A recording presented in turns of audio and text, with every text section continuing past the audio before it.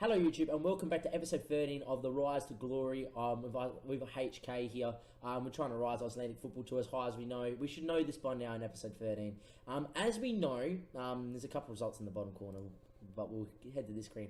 We were recently in the Champions League group stage. Now, I've just finished the stream on Twitch. That was for 2 hours and 46 minutes. We did the whole group stage live, apart from the Juventus game, which I showed you in episode 12. As you can see here, it doesn't say we're in any continental competitions anymore, so you can probably fear for the worst what happened. Look, what happened is this, and look, for the boys, it's a good learning experience, especially for the young kids like Silvio, who's growing, and look, young Gunnarsson's growing as well, benefiting from playing in the Champions League for sure. But unfortunately, by getting beat quite a lot, we are out. If we go to Group B, we're going to do a quick little recap. It's going to be quite a short little video. We're also going to head for a couple of transfers and just show you the shortlist quickly. There's a lot of things going on behind the scenes. We've already made one signing for next season, which is actually about to come up. At the moment, Leo Pauli is actually injured right now. He just injured himself in the last game with a twisted ankle, but is the leading goal scorer in the Champions League. We're equal in assists with Ispo Granoli, and then the guy from RBL who beat us, absolutely flogged us in a game. I think he may have got all 6 assists in that game. I kid you not, we got flogged. Here are the 5 losses. We obviously played Juve first 5-0. We got absolutely hammered. We then lost to Sporting 3-2. We're probably best to do this actually in the fixtures, so you can actually probably see how the results came about. We know about the Juve game, but here we go against Sporting, 3-2 on stream. This game made me believe that we could actually finish third in the group because we played quite well, and if it wasn't for Rui Patricio in goals, even though it says 6.8, he put off a couple great saves, one that was absolutely sensational with not long to go in the game to deny us a 3-3 draw. If I go to field and probably go to key highlights, I'm pretty sure it comes in towards the end. I'm probably going to show it to you as well.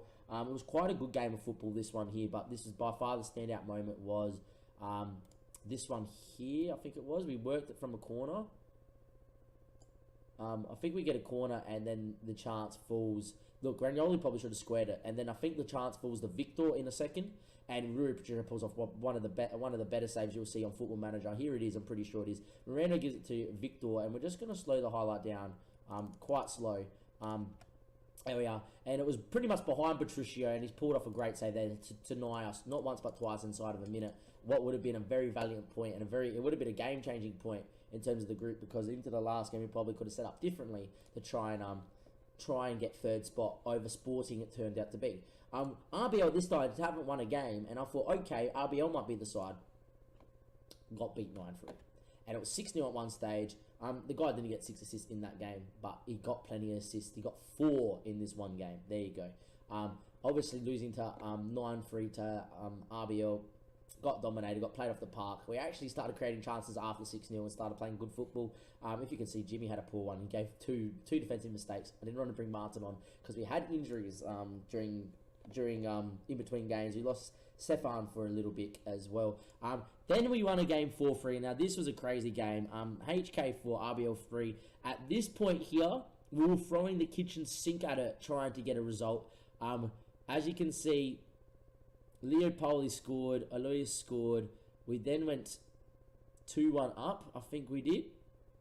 Sorry, we went 2-1 down with Bojana Toro. We went 2-2 with Leo Pauli after we made changes. We actually went to a slightly different formation. We went with only a right attacking mid, with a left attacking fullback, a DM, 2 centre mids. We went 2 up front, and we're just playing very direct, looking to get you behind.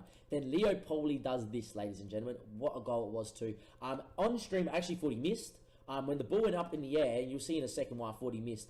I'll explain it to you as we win the ball back here in just a second, and we were going to go break down the other end at here at 2-2 to make it 3-2. As we win the ball off Horn, we win it here. Here we go, Victor. We go down the other end, and it falls to Leo Pauli in a second as Rignoli plays in Pauli now.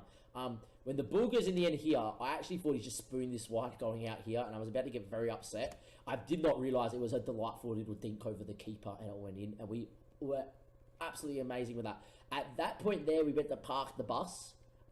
We conceded 2 minutes later, basically, from kickoff after going 4 at the back, contained, defensive. We then went back to the same system, and this happened in the 93rd minute.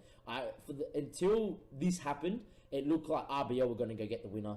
Then it fell to Isberg. Moreno's there. It was a great ball by Isco. And Moreno came in, and he looked like he'd been shown why, but it was a great finish with his non-preferred left foot. I think it's his non-preferred left foot. I might be telling a lie here. But we won the game 4-3. And that made me again believe that, look, if we can go and get a result against Sporting and RBL lose both games, we're through. We'll get third. RBL unfortunately didn't do that. RBL beat Sporting. Now, when we lost 2-0 to Juve, here are the stats, we got absolutely battered, but lucky it wasn't more. Enough said about that game. It worked out that because Sporting was still in third, and if we only lost 3-2 to them, if we won by 2 goals more, I'm not 100% sure, but because results between the teams and our goal difference between the two sides, not in the actual competition, but, you know, because they won 3-2, say if we won 4-2, we would have a better over 2 legs score than them. So I think we would have come third. In my pre-talk, it said that we could move still into a continental spot. So I believe that's how it worked. Unfortunately for us, we got dominated there trying to play the same system. Leo Pauli got injured. Nothing seemed to go right. We created one good key chance early on. If that went in, it could have been a different day, but it didn't. And Sporting ended up beating us 2-0, scoring a very late 95th minute goal where we were trying to chase an equaliser just to say we got through the group. But if we go back to the group, we got our first ever win. We got our first ever goal in the Champions League, but unfortunately for us, we weren't good enough to cut the mustard at this level yet. That is because our squad, obviously, especially in fullback areas, is quite weak, but we're trying to change that. We've made one little transfer so far. We go to transfer out, we've got this guy going out on a free, it doesn't really matter, and we bring all transfers here to transfer history. Is this going to count as happening in the last season? I'm not 100% sure. We got some sell-on fees. No, it doesn't. There he is. There he goes. Miba obviously ended up signing on a free. We spoke about this. He's got some potential about him, but maybe we might sign a better left winger. We don't know yet. I'm more interested in signing people at the back. But Lucas Lotvart came in for the cheap from the Brazilian league. Now, what does this mean? He's foreign. I know in 7 years he's never going to play for Brazil. He's probably at 30 going to be able to play for Iceland for a few years in the national team, so it's not a bad way to look at it like that. 10k is a first team player, but he's by far our better left back. And if we compare, comparing to Sefa Topak, better defensively, better mentally, same in the air apparently, better technically, better going forward, decent vision, good speed, and same physically. If you look at the attributes of fullback on attack, his crossing's lower, but better dribbling, better first touch. He's good in the air as well, which is great. Technically, just a better player. Better passing, better tackling as well. He loses out a little bit in technique, but there's still a little bit of potential in him as well. Better anticipation, bravery is great, good composure as well. Just mentally a great player. So much better than what Topuk is, and you can see what the goal for difference is between the two players. Good leadership as well. Well, 10 leadership, better leadership. Better positioning and teamwork, and better work rate as well. Where Topuk's maybe still, okay, is the crossing and his pace isn't too bad. But definitely Lucas Lotvart is a 10 times better player. With Topuk being foreign and wanted by at least one club in VFC, there are a couple of clubs that sniffed around for him. I'm happy to either A, not renew his contract, and B, look to sell him on, and this will just be the foreign one, and keep Callum Elder as the left back. In terms of everything else, what we probably will need is a right back. Guerrero, obviously, at this level, isn't our best. Isn't the best right back, so to say. He's good, right? But he's at a backup level now. And I'm happy for him to stay here as a backup player for many years to come with a 15 determination. The physicals aren't going to drop off anytime soon. I know he's still got a few years left to become Icelandic, so he might get a little bit too old. Teams want teams want everybody, pretty much. Neves is wanted. This is a new side that wants Neves. Santorini, Serie B side. Look, you're probably not going to get him. Nothing much. The only time Neves kicks off a fuss is when a Liga or Serie A side comes in for him. Silvia's kicked up plenty of fuss before, but he's now happy to stay because all the Serie A sides aren't wanting him. But now slowly the interest comes back.